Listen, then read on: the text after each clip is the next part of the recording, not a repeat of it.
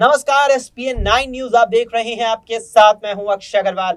स्वागत है तमाम दर्शकों का इस खास पेशकश में, जहां आज बात होने वाली है देश के अन्नदाता किसानों को लेकर के, क्योंकि किसान एक बार फिर से राष्ट्रीय राजधानी दिल्ली से सटे तमाम राज्यों के बॉर्डर्स पर आ चुके हैं, लेकिन अब तक भी राष्ट्रीय राजधानी यानी दिल्ली में प्रवेश नहीं कर पाए हैं। और इसकी सीधी और साफ वजह यह है कि किसानों के प्रवेश पर रोक यहां केंद्र सरकार के द्वारा लगा दी गई है, क्योंकि जिस तरीके से किसान अपना विरोध प्रदर्शन करने के लिए राष्ट्रीय राजधानी पहुंचे हैं, ऐसे में पहले से ही तमाम तरीके से सुरक्षा के इंतजाम कर दिए गए थे। और सुरक्षा के तमाम जो इंतजाम किए गए वो इस स्तर के हैं कि मानो दिल्ली के जो बॉर्डर्स तमाम राज्यों से लगे हुए हैं वे दिल्ली के नहीं बल्कि भारत के बॉर्डर पाकिस्तान से लगे हुए हो। जिस तरीके से दिल्ली में चाहे पंजाब से सटा बॉर्डर हो, चाहे हरियाणा से सटा हो, चाहे उत्तर प्रदेश हो, चाहे राजस्थान से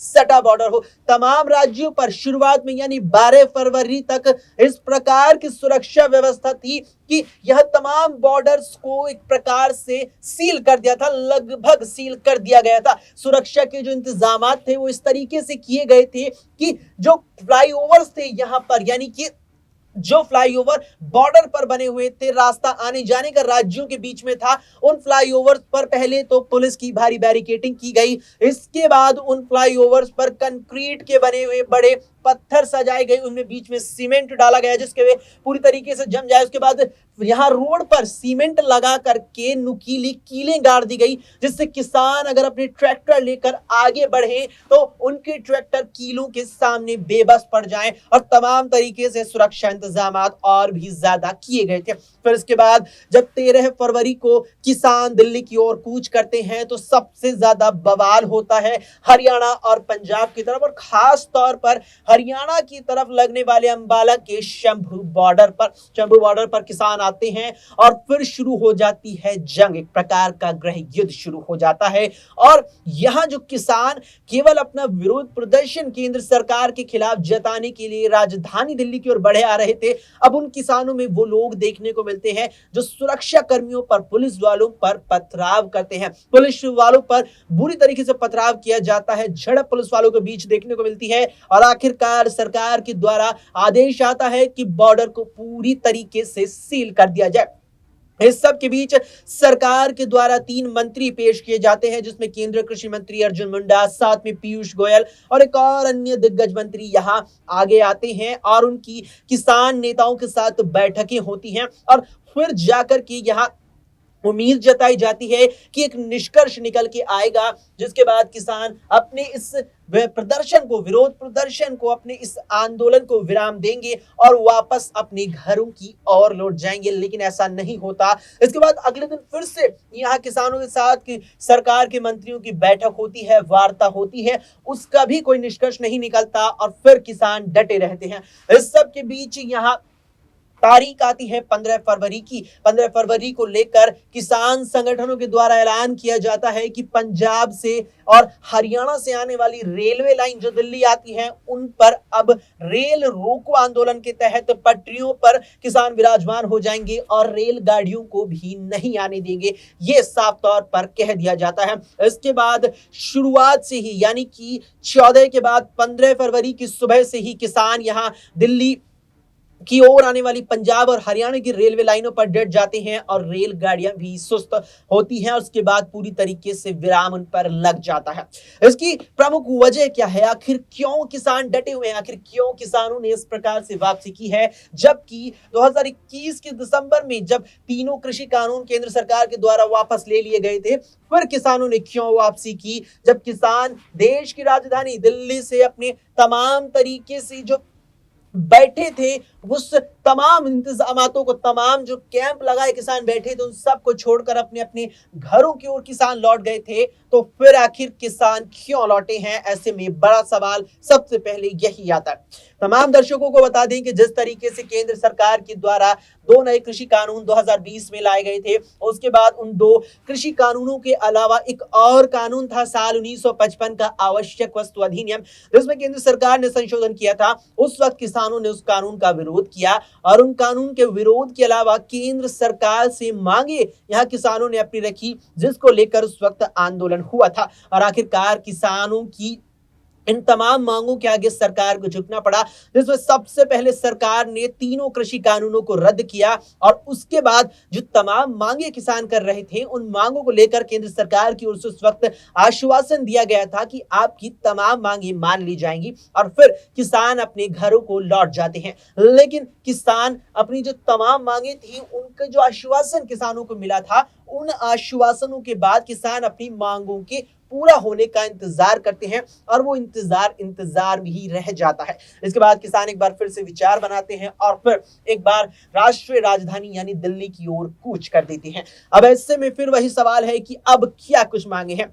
बता दें तमाम दर्शकों को कि किसानों की जो तमाम मांगे रही उसमें सबसे पहले मांग हमारे सामने जो निकल कर आई वो ये थी कि एमएसपी की गारंटी सरकार किसानों को दे और एमएसपी के लिए एक कानून बनाए। तमाम दर्शकों को बता दें कि जिस तरीके से एमएसपी को लेकर यहां पर बात कही गई उसमें सबसे पहले और साफ तौर पर यह देखने को मिला कि एमएसपी यानी कि न्यूनतम समर्थन मूल्य पर कानून बने। क्या कुछ एमएसपी की यहां पर बातें हैं, क्या कुछ एमएसपी को लेकर मांगे हैं, इस समय आप अपनी स्क्रीन पर यहां देख रहे हैं। एमएसपी को लेकर किसानों के द्वारा जो मांग है वो यही है कि किसानों को फसल उगाने में जो कुछ लागत आती है उस लागत के 50% ज्यादा यहाँ एमएसपी में रेट तय हो और उसके बाद उसका नियम एक बन करके कानून तैयार हो। यानी कि किसान मांग कर रहे हैं कि उनकी जो लागत फसल उगाने में आती है उस लागत से 150% ऊपर पर एमएसपी के दाम तय हो और उस दाम पर उनकी फसल खरीदी जाए। ये जो मांग है इस वक्त आप अपनी स्क्रीन पर देख सकते हैं। अब जो ये मांगे यहाँ पर है उसमें यह भी चीज देखने को मिली कि यहाँ जो एमएसपी को लेकर बात कही जा रही है, मांग मानी जा रही है, इस पर किसानों का यह भी कहना है कि एमएसपी के माध्यम से जो रेट तय होंगे फसलों के वो केवल चुनिंदा फसलों के रेट तय ना हो। मान लीजिए कि गेहूं और यहाँ इसके साथ कुछ चुनिंदा दालों को लेकर सरकार रेट तय कर देती है एमएसपी के, लेकिन किसानों का कहना है कि केवल चुनिंदा चीजें नहीं, इसमें गेहूं भी आए, इसमें यहाँ पर गन्ना भी आए, इसमें अनाज भी आए, इसमें तमाम दालें भी आए, चावलों की तमाम फसलें, यानी कि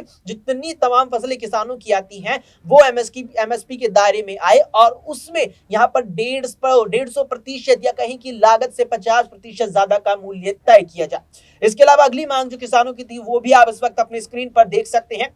जो अगली मांग किसानों के द्वारा की गई वो मांग यही यहां पर रखी गई थी कि आपदा प्रबंधन की एक व्यवस्था किसानों के लिए बनाई जाए। यानी कि आपदा अगर आती है, प्राकृतिक आपदा आती है, तो उससे अगर किसानों का नुकसान होता है तो उनसे निपटने के लिए किसानों को आर्थिक सुविधाएं दी जाए, एक प्रकार से मुआवजा दिया जाए। मान लीजिए कि किसी क्षेत्र में किसान ने अपनी फसल बो रखी है और आपदा आती है, यानी कि एक प्रकार से बाढ़ आ जाती है, जैसे कि अक्सर हमें मानसून के दौरान बिहार में देखने को मिलता है, भारी संख्या में बाढ़ आती है और बिहार ही नहीं देश के तमाम राज्यों में देखने को मिलता है बाढ़। जब भारी बरसात होती है, मानसून का सत्र होता है, उस दौरान देखने को मिलती है। ऐसे में अगर किसानों की फसलें प्राकृतिक आपदा, भारी बारिश या बाढ़ से खराब हो जाती है तो सरकार उसका मुआवजा किसान को दे। इसके अलावा अगली मांग को आप इस वक्त भी अपनी स्क्रीन पर देख सकते हैं। जो अगली मांग किसानों के द्वारा की गई उसमें यह चीज साफ तौर पर कही गई कि जो अब यहां हमने आंदोलन किया था, यानी 2020 से 2021 की तरफ जो हमने आंदोलन किया था, उस आंदोलन में जितने भी हमारे किसान शहीद हुए, जितने भी किसानों की जान गई, उन किसान के परिवारों में से एक व्यक्ति को कम से कम सरकारी नौकरी दी जाए। क्योंकि जिस तरीके से यहाँ सेना में शहीद होने पर शहीद यहाँ जो वीर होता है भारतीय सेना में, उसके परिवार वाले को नौकरी जिस प्रकार से दी जाती है, ऐसे ही किसान जो यहाँ बीते आंदोलन के दौरान शहीद हुए, जिनकी जाने गई, उनके परिवार वालों को यहाँ नौकरी दी जाए, साथ ही साथ यहाँ भारी एक रकम के साथ मुआवजा उन्हें दिया जाए। इसके अलावा और एक बड़ी मांग ये की गई, जिसे काफी बड़ी मांगों में माना गया, कि जो महिलाएं कृषि करती हैं उनके लिए महिला या कहीं की किसान क्रेडिट कार्ड उपलब्ध कराया जाए सरकार के द्वारा, जिसके जरिए वे बैंकों से बेहद ही आसानी से अपनी तमाम प्रकार की कृषि से जुड़े लेन देन के लिए बैंकों से पूरी तरह से यहाँ लेन देन कर सके, कोई भी व्यवधान उनके सामने कतई है।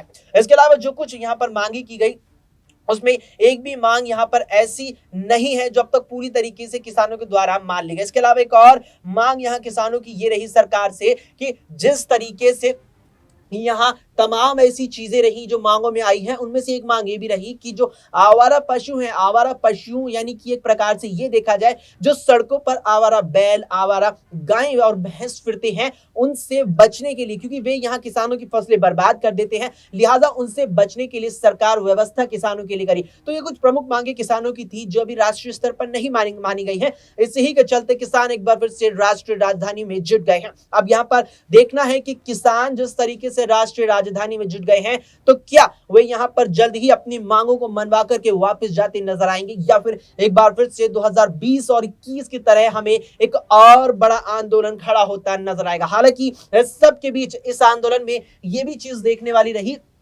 कि जो मांगे सरकार के द्वारा यहां रखी गई है, सरकार के सामने किसानों के द्वारा जो मांगे रखी गई, उसमें यह भी एक बड़ी बात रही कि कुछ हद तक सरकार ने मांगे यहां मानी है, ये चीज देखने को मिली। लेकिन यहां किसानों का लगातार कहना है कि जो मांगे हैं उन्हें बेहद छोटे स्तर पर माना गया। इसके अलावा एक और चीज इस आंदोलन के दौरान देखने को मिल रही है कि जिस तरीके से पिछले किसान आंदोलन में यहां भारी संख्या में किसान दिल्ली में आ चुके थे, तमाम देश के जो किसान संगठन है वे पहुंचे, लेकिन अब ऐसा नहीं हुआ। अब का जो किसान आंदोलन है उस पर कई किसान संगठनों के द्वारा कहा गया कि हमें आंदोलन के लिए निमंत्रण ही नहीं मिला, हम आखिर कैसे जा सकते हैं। हालांकि इस बीच यहाँ पर उत्तर प्रदेश में यहाँ राकेश टिकैत जो किसान आंदोलन में सबसे बड़े चेहरे के तौर पर उभरे थे, उनका भारतीय किसान यूनियन अब तक भी इस आंदोलन में पूरे सक्रिय रूप से नजर नहीं आया है। लेकिन राकेश टिकैत का बयान जरूर आया, वे साफ तौर पर कहते नजर आए कि सरकार को किसानों की जो मांग है उसे मान लेनी चाहिए, नहीं तो किसान पीछे नहीं हटेंगे। इसके अलावा भकीयू के राष्ट्रीय अध्यक्ष नरेश टिकैत का भी साफ तौर पर कहना रहा कि मांगे मान लेनी चाहिए, नहीं तो किसान बिल्कुल भी पीछे नहीं हटने वाले हैं। लेकिन अब इस पर आपको क्या लगता है, क्या सरकार जल्द ही किसानों की तमाम मांगे मान लेगी, या यहां पर किसान ऐसे ही डटे रहेंगे? इस पर अपनी राय हमें कमेंट बॉक्स में कमेंट करके जरूर बताएं। फिलहाल कल इस पेशकश में इतना ही। देश और दुनिया की तमाम खबरों के लिए आप देखते रहें SPN 9 न्यूज।